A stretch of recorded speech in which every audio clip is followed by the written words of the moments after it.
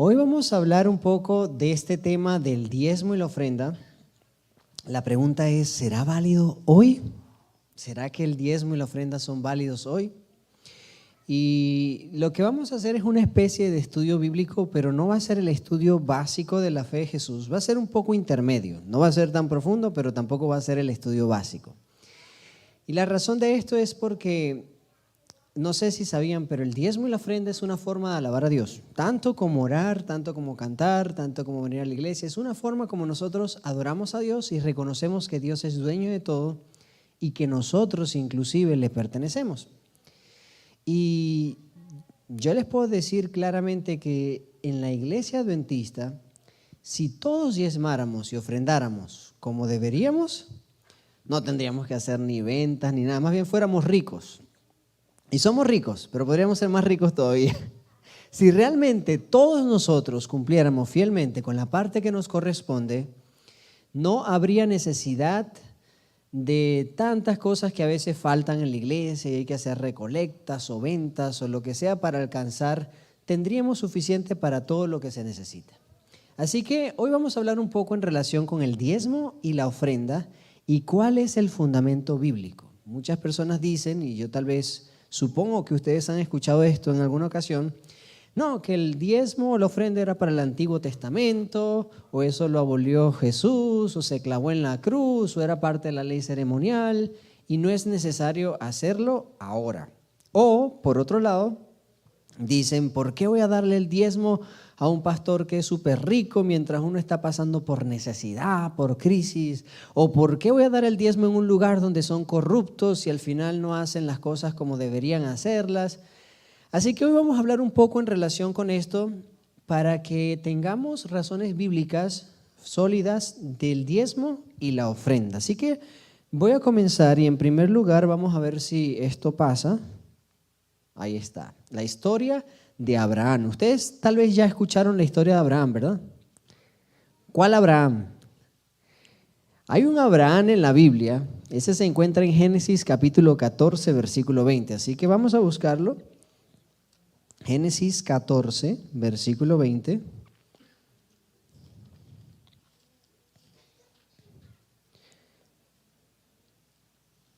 Al final, después de que Abraham liberó a Lot, el versículo 20 dice, y bendito sea el Dios Altísimo que entregó a tus enemigos en tus manos.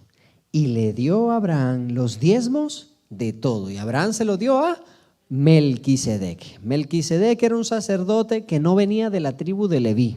Nadie sabe quién fue el papá ni la mamá de Melquisedec. Él aparece de la nada y así como aparece, desaparece. Solamente aparece para bendecir a Abraham y para recibir los diezmos de Abraham y después desaparece toda la escena y se menciona después en Hebreos. Y de eso vamos a hablar un poquito hoy. Pero por los momentos vemos que Abraham, no sé, la Biblia no dice de dónde lo sacó, pero le dio el diezmo de todo lo que había recuperado a Melquisedec, que era un sacerdote y que era un rey de Salem en aquella época. Ahora yo les voy a contar la otra historia del otro Abraham, y es este Abraham de la foto. No sé, Jocelyn lo contó en una ocasión acá. Este Abraham es el morenito del centro. Ellos, Adventist World Radio, Radio Mundial Adventista, tiene programas en África que llegan a diferentes lugares donde una persona no puede llegar, porque no hay recursos, porque no hay medios, pero la radio llega ya, la señal de radio adventista llega en esos lugares. Y Abraham, el del medio, estaba escuchando la radio y escuchó lo del diezmo. Y él dice, wow, él era un hombre muy rico en su tribu, creo que eran los Masái, y él tenía tantas vacas, tanta riqueza, que era uno de los hombres más ricos de su tribu, digamos. Y cuando él escucha esta verdad, él dice, quiere decir que yo tengo que dar el diezmo de todo lo que yo tengo. Entonces él agarró y agarraba 10 vacas y cuando llegaba la 10ª, para acá, este es el diezmo. De nuevo, pasaba 10 vacas, la 10ª para acá. Y así sacó más de 100 vacas. ¿Ustedes saben cuánto cuesta una vaca hoy en día? Eso es caro. 3,000, 5,000. Vidal sabe de vaca. Yo sí no sé nada de eso. Pero ahí ya tiene ganado $5,000. Imagínense 100 vacas. ¿Cuánto sería eso más o menos? Como 500,000. Sí. Bueno, son un realero. Todo eso de diezmo. ¿Ustedes estarían dispuestos a dar eso de diezmo? $500,000. Si tuvieran más, porque eso es solamente el diezmo de lo que correspondía a las vacas. Así que él fue y llegó, buscó a una iglesia, 500,000, ¿verdad? Fue a una iglesia adventista y dijo, mire, yo escuché en una radio que yo tenía que dar el diezmo de todo lo que yo tengo, así que aquí tienen las 100 vacas. Y el pastor dijo, ¿y qué hago yo con estas vacas?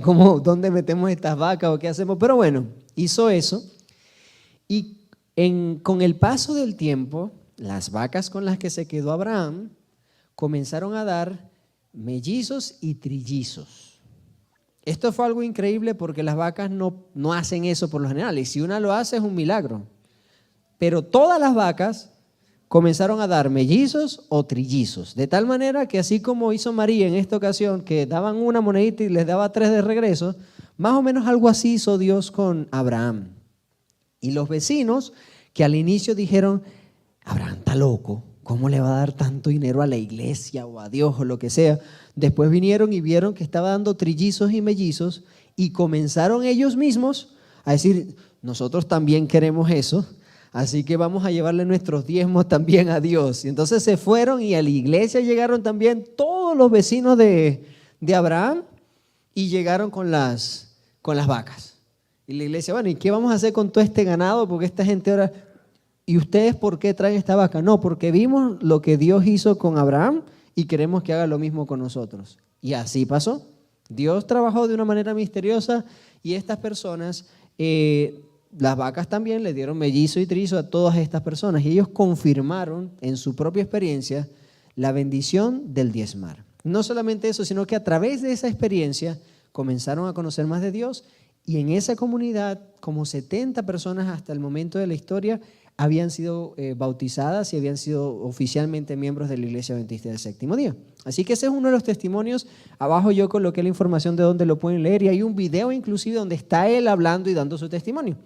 Lo comento para que ustedes vean que el diezmo es tanto bíblico como experiencial. Es una experiencia que nosotros podemos probar. La Biblia dice, probadme ahora en esto. Así que nosotros podemos probar a Dios también en ese sentido. Vamos a ver la siguiente historia bíblica donde se menciona el diezmo. Y vamos a ir al libro de Génesis nuevamente, pero vamos a leer el capítulo 28, unos capítulos más adelante, y vamos a leer el versículo 22.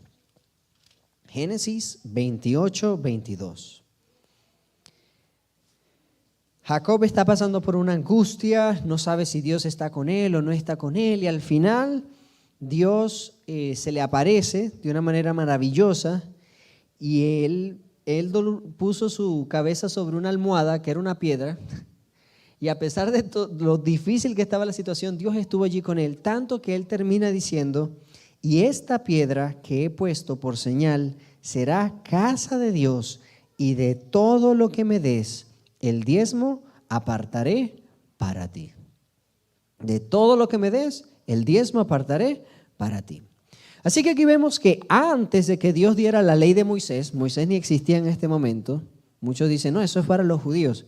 Aquí Abraham no era judío, Abraham era caldeo. Quiere decir que venía de la tierra de Irak, de Babilonia, de por esos lados. Y Abraham da los diezmos. Ya Jacob sí nació en la tierra de Canaán, pero al mismo tiempo no era judío porque Judá no existía, Israel no existía. Bueno, él era Israel. Así que claramente vemos que ya ellos tenían un conocimiento de que tenían que apartar 10% para Dios. Abraham lo hizo, Dios lo bendijo, Jacob lo hizo y recibió grande bendición. Ahora, esas son las bases que tenemos en la Biblia del Antiguo Testamento, que nosotros podríamos decir inclusive antes de la ley, nosotros tenemos el diezmo, tenemos la ofrenda. Y ahora vamos a hablar un poco en relación con el propósito del diezmo. ¿Para qué Dios dio el diezmo? ¿A quién se lo dio? ¿Y cómo debía ser usado en el Antiguo Testamento? Así que yo les voy a pedir a 3 personas que me busquen un texto bíblico. Uno me va a buscar Levíticos 27:32. ¿Quién me quiere buscar Levíticos 27:32? A ver, la mano. Allá, tenemos a Gerson. Levítico 27:32. Después la siguiente persona, Números 18:28. ¿Quién quiere? Vidal. Y tenemos después Números 18:21. ¿Quién lo quiere hacer? Números 18:21. Allá tenemos a Dianey. Perfecto. Entonces vamos a comenzar con Gerson, Levítico 27:32.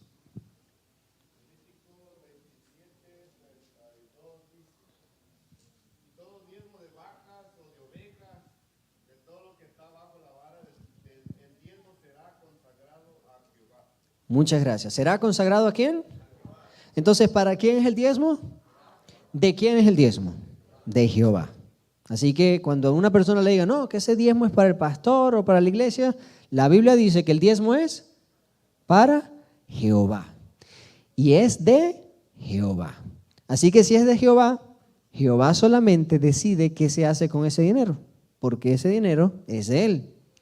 Y vamos a ver entonces qué es lo que Jehová dice que hay que hacer con ese dinero, porque eso le pertenece a él. Y vamos a la siguiente cita que la tiene en este caso Vidal. Números 18:28 dice, así ofreceréis también vosotros ofrenda a Jehová de todo vuestro diezmo que recibáis de los hijos de Israel, y daréis de ellos la ofrenda de Jehová al sacerdote Aarón. Muy bien, ahí enfatiza nuevamente que el diezmo, la ofrenda es para Jehová, es de Jehová. Pero dice algo interesante, ¿y daréis de ellos a quién? Al sacerdote Aarón. Así que Jehová decide qué es lo que se hace con ese dinero y dice, y lo van a dar al sacerdote Aarón. Muy bien, entonces vemos que Jehová está diciendo claramente qué es lo que se va a hacer con ese dinero que le pertenece a él. Vamos a la última cita de Anei, Números 18:21.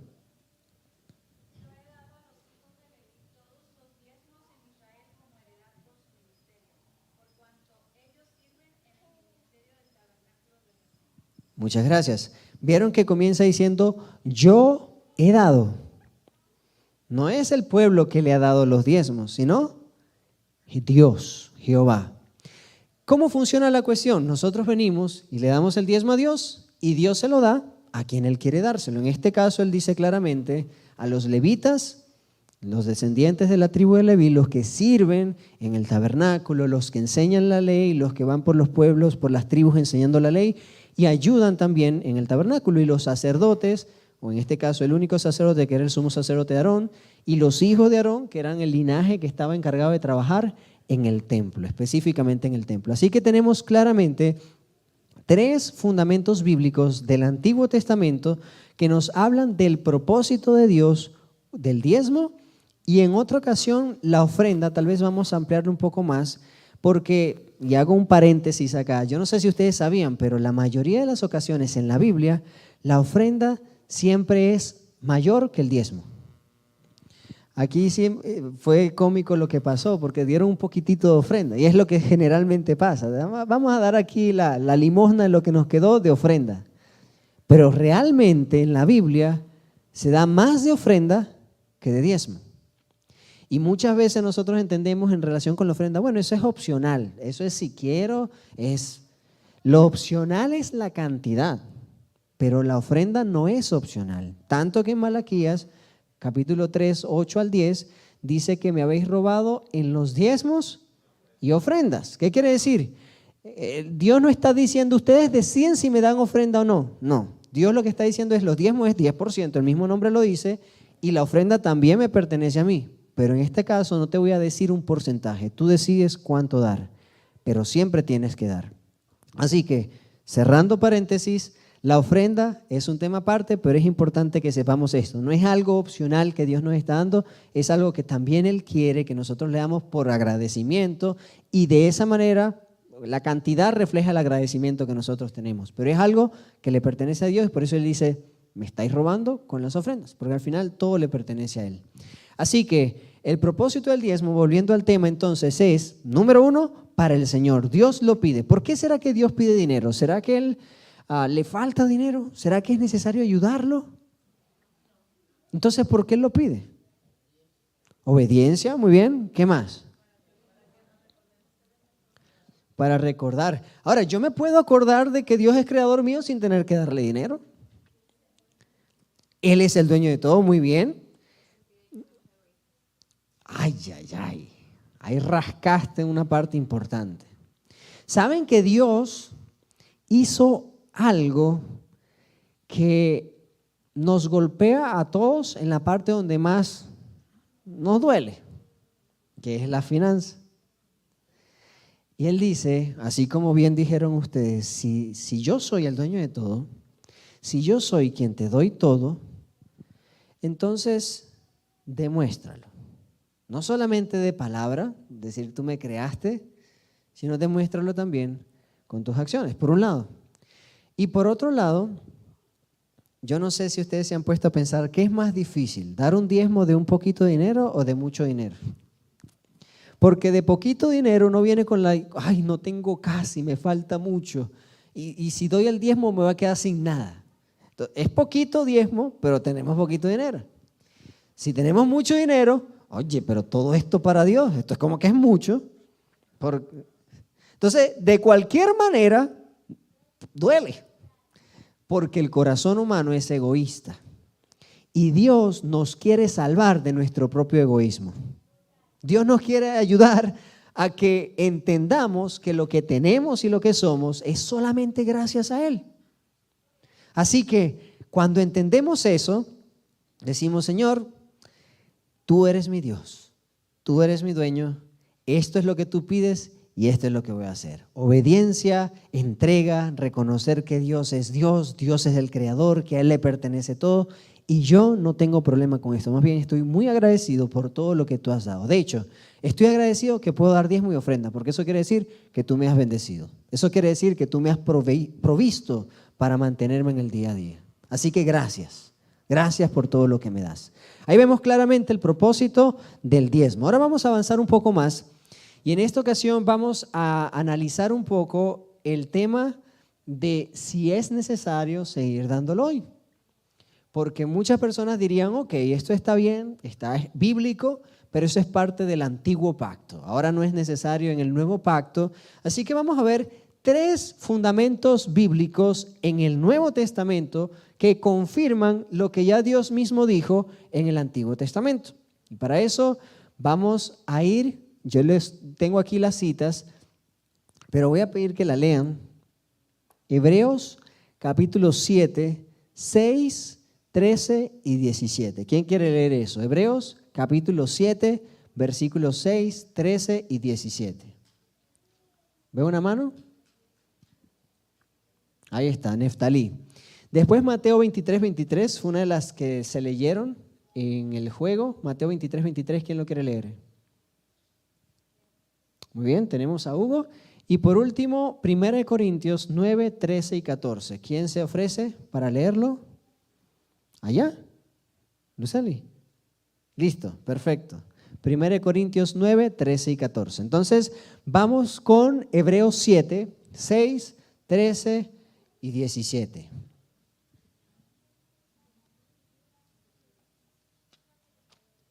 Pero aquel cuya genealogía no es contada entre ellos, tomó de Abraham los diezmos y bendijo al que tenía las promesas. Versículo 13.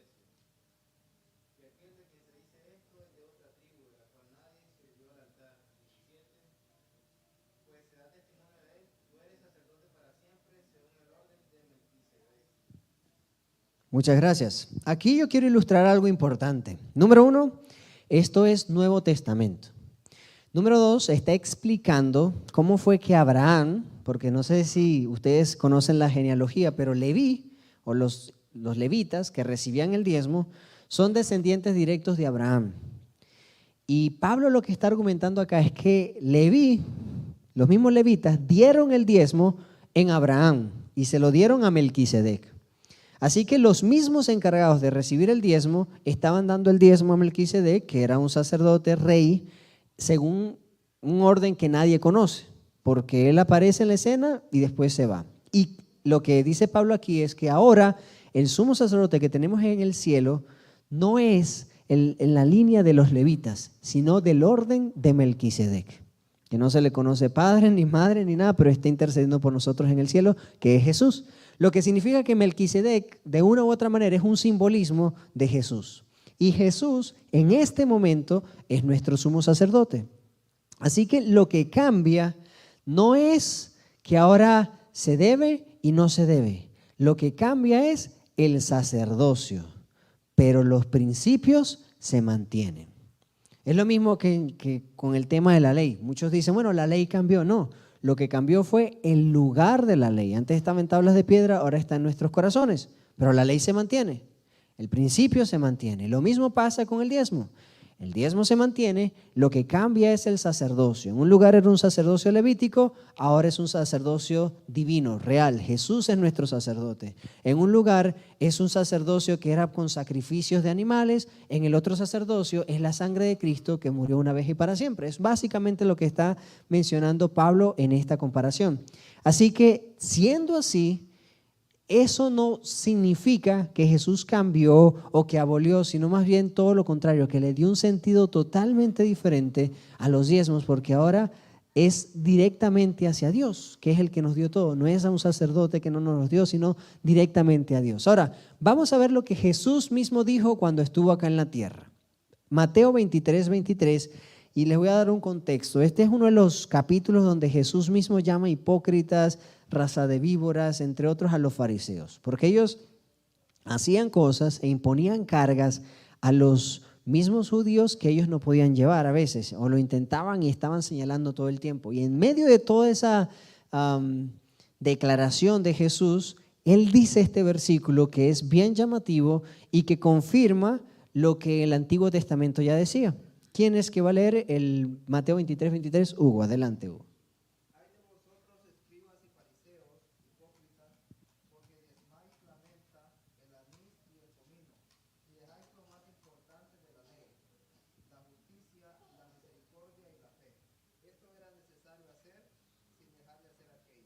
Muy bien, muchas gracias. ¿Qué quiere decir? Esto era necesario hacer. ¿Esto qué? Diezmar, el anís, el eneldo, el comino, sin dejar de hacer lo otro, sin abandonar la justicia, el amor y todo lo demás. Nosotros entendemos esto, que la salvación no viene porque diezmemos, la salvación no viene porque guardemos el sábado, la salvación no viene por nada de lo que nosotros hagamos, pero si nosotros tenemos justicia, tenemos amor y todo lo demás, no vamos a dejar de diezmar, no vamos a dejar de hacer las cosas que Dios nos pide que hagamos. Y Jesús mismo le dice, esto era necesario hacer, o sea, era necesario diezmar sin dejar de hacer o sin dejar de ser amorosos, buscar la justicia, el amor, la paz y todas estas virtudes del cristiano, la justicia, la misericordia y la fe. Así que Jesús mismo, en su tiempo, en su ministerio, Él certificó el tema del diezmo. Ahora, muchas personas pueden decir, bueno, pero Jesús todavía estaba bajo la ley de Moisés, Él todavía no había estado muerto. Entonces, después que murió, ya las cosas sí cambiaron, así que Jesús se circuncidó y por lo tanto no quiere decir que todos nos tengamos que circuncidar, es simplemente que estaba siguiendo la ley, por eso dijo eso en esta declaración. Bueno, vamos a buscar otra cita. Y en esta ocasión, ya después de que Jesús murió y resucitó. Y esta se encuentra en 1 Corintios 9, 13 y 14. En esta ocasión, Luceli, te toca.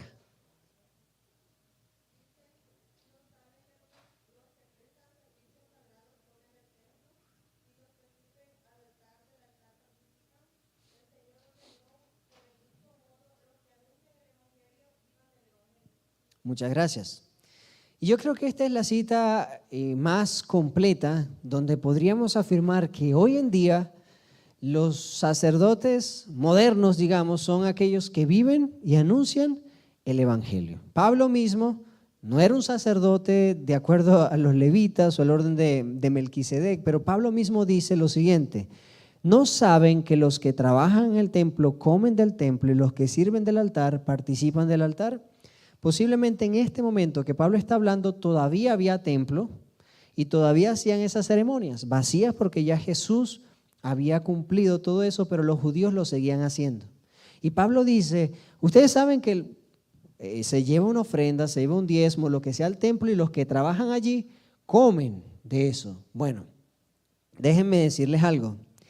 El Señor ordenó, no dice el Señor sugirió o el Señor recomendó, sino que dice ordenó. Es parte de un mandamiento de Dios, un mandato de Dios. El Señor ordenó a los que anuncian el Evangelio que vivan del Evangelio. Y esto Pablo lo está diciendo hablando del derecho del apóstol, del enviado, del que predica, entre otras cosas.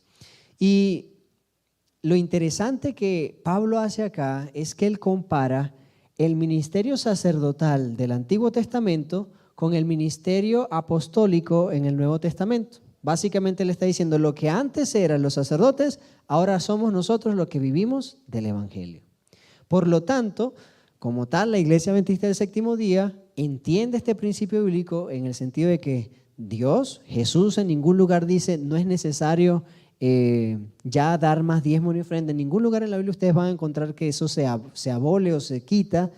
Por otro lado, se confirma, Jesús lo dijo cuando estaba en la tierra, Pablo lo confirma y lo aplica a aquellos que trabajan en el ministerio, que trabajan en el Evangelio, y es algo que inclusive Pablo en Hebreos capítulo 7 lo aplica a un contexto mucho más profundo, que es el sacerdocio de Jesús. Nuevamente, el dinero es para Dios, pero Dios decide a quién entregárselo, a quién entregárselo, y en este caso Dios decidió, ordenó que los que anuncian el Evangelio vivan del Evangelio también. Así que ahí están tres fundamentos del Nuevo Testamento que nos ayudan a entender por qué todavía en esta iglesia nosotros alabamos a Dios a través de los diezmos y las ofrendas. Y ahora vamos a pasar tal vez a la última pregunta que muchas personas se hacen y tiene que ver con qué pasa con la iglesia. Y vamos antes de entrar en ese tema, vamos a ver cómo lo entiende la iglesia también. Yo les tengo acá dos citas del Espíritu de Profecía, de Mensajes Selectos, 11 de 1908 y 1904. El primero dice: cada vez más debemos darnos cuenta de que los medios que ingresan a la conferencia en los diezmos y las ofrendas de nuestro pueblo deben usarse para el apoyo de la obra, no solo en las ciudades estadounidenses, sino también en los campos extranjeros. Dejemos que los medios recolectados con tanto celo se distribuyan desinteresadamente. Aquellos que comprendan las necesidades de los campos misioneros no se sentirán tentados a usar el diezmo para lo que no es necesario. Aquí el Espíritu de Profecía, Elena de White, nos está dando una visión completa y él dice: la misión de la iglesia adventista no es agarrar diezmos para sí mismos, para Estados Unidos solamente, sino regar el Evangelio en todo el mundo para testimonio a todas las naciones y que venga el fin. Así que dése desinteresadamente diezmos, ofrendas para mantenerse, pero al mismo tiempo para las misiones extranjeras. El otro propósito, Mensajes Selectos 82 de 1904, dice que el diezmo debe usarse para un propósito: sostener a los ministros que el Señor ha designado para hacer su obra. Debe usarse para apoyar a aquellos que hablan palabras de vida a la gente y llevan las cargas del rebaño de Dios. Así que ella confirma lo que ya está en la Biblia, que aquellos ministros que están trabajando en la palabra deben ser mantenidos a través de esa manera. Y la Iglesia Adventista tiene una forma muy linda de presentar este proyecto porque, a diferencia de otras denominaciones tal vez, los pastores o los líderes de la Iglesia Adventista no tienen una injerencia directa en lo que se recoge en la iglesia. ¿Qué quiere decir esto? Ustedes ven que los diáconos recogen los diezmos, las ofrendas, ellos los llevan por allá, los cuentan allá entre un grupo específico señalado para eso, con la supervisión de un anciano, con un equipo especial de tesorería que se encargan de todo eso, y nosotros no estamos involucrados en ninguna parte del proceso, digámoslo así. No es que nosotros nos vamos a agarrar nada, sino que simplemente para mantener la transparencia hay supervisión, hay un conteo doble, hay varias cosas que pasan para asegurarnos que todo llegue íntegramente a su destino, sea para la conferencia, sea para la división, la conferencia general o misiones extranjeras, dependiendo de si son ofrendas destinadas específicamente. A diferencia de otros lugares donde se da el diezmo y la ofrenda y el pastor dice: yo soy el que predico, así que yo me lo quedo todo. Y muchas veces eso es el mal testimonio que por uno pagan todos. Hay gente que hace eso y todos meten a todos los pastores en el mismo saco y dicen: bueno, todos los pastores son unos ladrones, todos los pastores roban y solamente quieren tu dinero. Pero en realidad no. Y la Biblia misma dice que el obrero es digno de su salario. Así que si el pastor está trabajando para nutrir espiritualmente a la grey, como dice Pablo, ¿qué está de más si pide lo material? Siembra lo espiritual y cosecha lo material. Así que les comento esto porque tal vez en algún momento algún amigo, cuando ustedes lo invitan a la iglesia, ven a la iglesia, no, ahí van a robarte o ahí quieren sacarte tu dinero. Recuerden esto, número 1 es algo para Dios y número 2 es algo que Dios ha designado para el mantenimiento, el sostenimiento de los ministros que anuncian la palabra. Eso está basado en la Biblia, basado en el espíritu de profecía. Y la última pregunta que vamos a resolver hoy, ¿y qué pasa si hay corrupción? ¿Qué pasa si el pastor roba? ¿O qué pasa si no se usan los recursos de la mejor manera para la misión? ¿Será que debo dar o será que debo retraerme? ¿Qué es lo que pasa en este contexto? Y yo dije, bueno, yo no voy a decirles la respuesta, pero sí les voy a traer un caso bíblico de corrupción. Y vamos a ver qué pasaba en ese caso bíblico. Vamos a ver cómo se actúa en esta situación. Y para esto vamos a ir al libro de Nehemías, capítulo 13, versículo 4 y 5. Nehemías, no Jeremías, Nehemías. Son parecidos, pero no son lo mismo. Nehemías está antes de Salmos, antes de Job, antes de Esther. Y vamos a ir a Nehemías capítulo 13, versículo 4 y 5. Y yo se lo voy a leer acá. Nehemías llega a Jerusalén, los muros no están reconstruidos, se encuentra que las cosas no están funcionando de la mejor manera. Y miren lo que pasa. Antes de esto, versículo 4, el sacerdote Eliasib, encargado de los aposentos de la casa de nuestro Dios, había emparentado con Tobías y le había hecho una gran habitación en la cual guardaban antes las ofrendas, el incienso, los utensilios, el diezmo del grano, del vino y del aceite que se había mandado dar a los levitas, a los cantores y a los porteros y las ofrendas de los sacerdotes.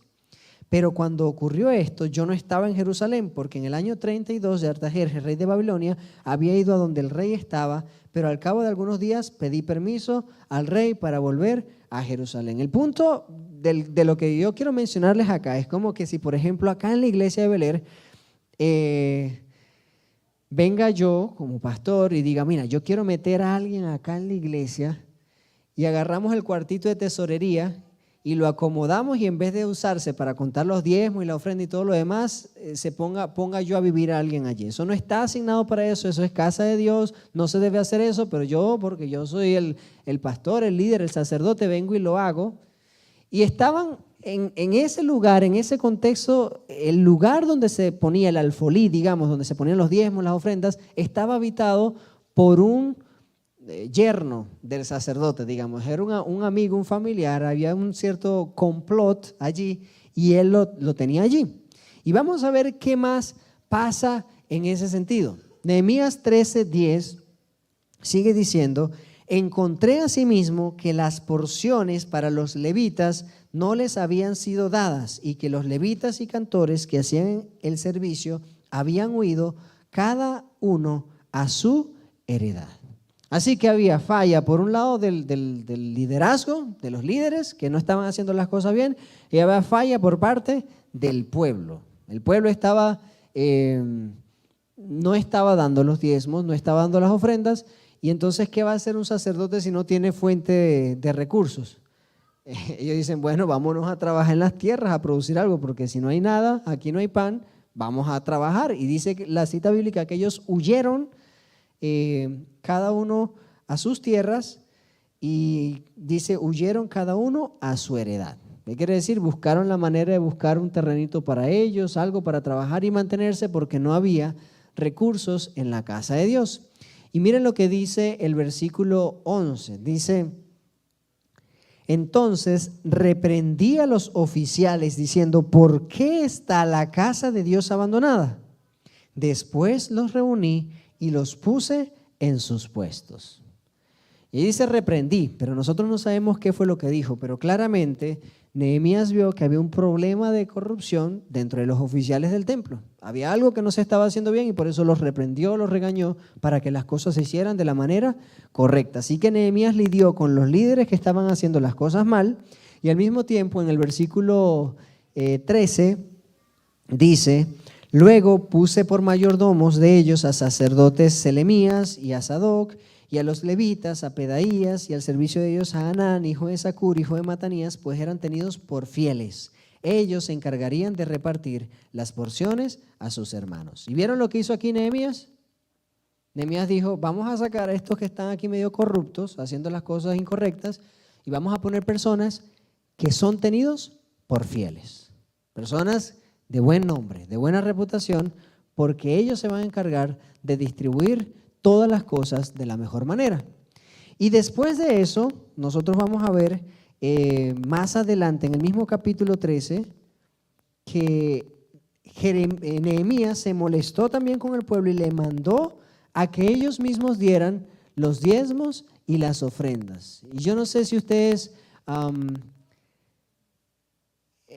habían visto esta conexión, pero después que el pueblo de Israel volvió de Babilonia, Nehemías estaba intentando reconstruir, hubo como varios momentos de despertar. Nehemías aquí en el capítulo 13 llama al pueblo a que le devuelvan. No sé si ustedes han leído el capítulo 12.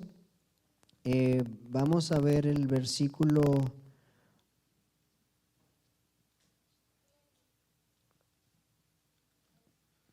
Bueno, no estoy encontrando el versículo, pero el capítulo 12 exactamente, él restablece los servicios de los sacerdotes y los levitas y restablece las porciones. Creo que es el versículo 44. Nehemías 12:44 dice, en aquel día fueron puestos hombres sobre los depósitos de los tesoros, de las ofrendas de las primicias y de los diezmos, para almacenar en ellos las porciones que la ley otorga a los sacerdotes y levitas, las cuales llegaban a las ciudades, porque era grande el gozo de Judá con respecto a los sacerdotes y levitas que servían. Ellos cumplían en el servicio de Dios y en el servicio de la expiación junto con los cantores y los porteros, conforme al estatuto de David y Salomón, su hijo. Así que vemos que él comienza a restaurar todo lo que está corrupto, comienza a acomodar las cosas, pero el pueblo vuelve a recaer y vuelve a dejar de dar los diezmos y las ofrendas. Y el profeta Malaquías, esa cita que nosotros leímos de que ustedes, toda la nación me está robando, escribe y da esa profecía en un momento donde el pueblo se había vuelto a caer, después de que volvieron de Babilonia, después de que volvieron de la esclavitud de los medopersas y todo eso. El pueblo se vuelve a caer y deja de dar los diezmos y las ofrendas, y Dios manda esta revelación de Malaquías, capítulo 3, versículos 8, 9 y 10, donde dice, ¿robará el hombre a Dios? Pues ustedes me habéis robado. ¿Y cómo te habemos robado? Con los diezmos y las ofrendas. Y dice, traigan los diezmos nuevamente al alfolí y haya alimento en mi casa, pruébenme ahora en esto. Yo creo que como iglesia nosotros somos bendecidos de que tenemos un equipo de líderes que trabajan de una manera aunada, pero al mismo tiempo recta, para intentar siempre en lo posible que las cosas se hagan bien. Hay algunas cositas, y esto se lo comparto para que ustedes sepan, estamos hablando en confianza, pero al mismo tiempo para que ustedes sepan cómo se manejan las cosas. Hay algunas cosas que difícilmente se toleran en un liderazgo pastoral. Y una de ellas es problemas con las finanzas, y finanzas en ese tipo de sentido. Si alguien se entera en un momento que un pastor está robando, haciendo algo que no corresponde, muy difícil que ese pastor siga siendo pastor en la Iglesia Adventista del Séptimo Día. Hay otros lugares donde posiblemente, en otras denominaciones posiblemente sigan, pero en esta iglesia no. Por eso hay supervisión en todos los niveles, en este nivel, nivel intermedio, nivel de conferencia, de división, porque es necesario que haya transparencia. Las cosas de Dios siempre son transparentes y correctas en todo lo que se hace. Así que si en algún momento se descubre algo, yo he conocido casos, pasa lo mismo que pasa en la Biblia. Se echa a un lado y se ponen personas que son fieles, que son dignas de confianza para que la obra se lleve adelante, porque el propósito de todo esto no es hacer rico a Dios, sino expandir el mensaje del Evangelio a todo el mundo, y para eso se necesitan recursos. Así que, familia, espero que esto haya servido como una ayuda. Si en algún momento usted no estaba claro de si era bíblico, si no era bíblico, o si debía hacerlo o no debía hacerlo, o cómo se manejan las cosas, usted puede tener la seguridad completa y absoluta de que en la Iglesia Adventista los recursos son distribuidos de la manera mejor posible para el avance de la obra y para el sostenimiento de la obra de su iglesia local y de su iglesia mundial en todos los aspectos. Que Dios le bendiga grandemente y que alabemos a Dios grandemente, no solamente con los diezmos, sino también con las ofrendas.